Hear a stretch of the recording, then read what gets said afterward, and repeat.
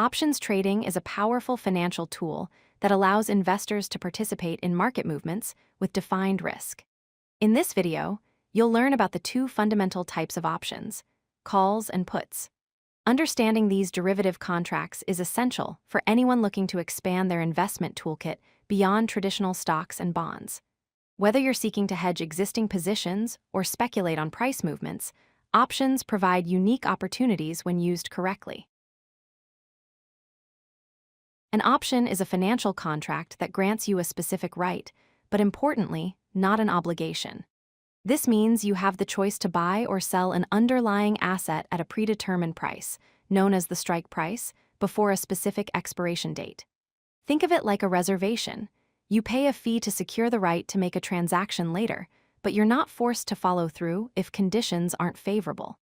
This flexibility is what makes options different from simply buying or selling stocks outright. Options come in two fundamental varieties. A call option gives you the right to buy an asset at the strike price. Investors purchase call options when they believe the asset's price will rise, allowing them to buy low and potentially sell high. Conversely, a put option gives you the right to sell an asset at the strike price. Put options are purchased when investors expect the asset's price to decline, allowing them to sell at a higher predetermined price even if the market falls. These two types form the foundation of all options strategies. To trade options effectively, you need to understand three critical terms. The strike price is the agreed-upon price at which the transaction will occur if you exercise the option. The premium is the upfront cost you pay to purchase the option contract, similar to an insurance premium. Finally, the expiration date is when the option contract expires and becomes worthless if not exercised. Unlike stocks that you can hold indefinitely, options have a limited lifespan, which significantly affects their value and trading strategy. Call options are purchased when you have a bullish outlook on an asset. You buy a call when you expect the asset price to rise above the strike price before expiration. If your prediction is correct, you can either exercise the option to buy the asset at the lower strike price or sell the option itself for a profit. The beauty of call options is that your maximum loss is limited to only the premium you paid, while your potential profit is theoretically unlimited as the asset price rises. This creates an asymmetric risk-reward profile that many investors find attractive. Let's walk through a practical example. Suppose a stock is currently trading at $50 and you buy a call option with a strike price of $55, paying a $2 premium per share. If the stock price rises to $65 before expiration, you can exercise your option to buy at $55 and immediately sell at $65.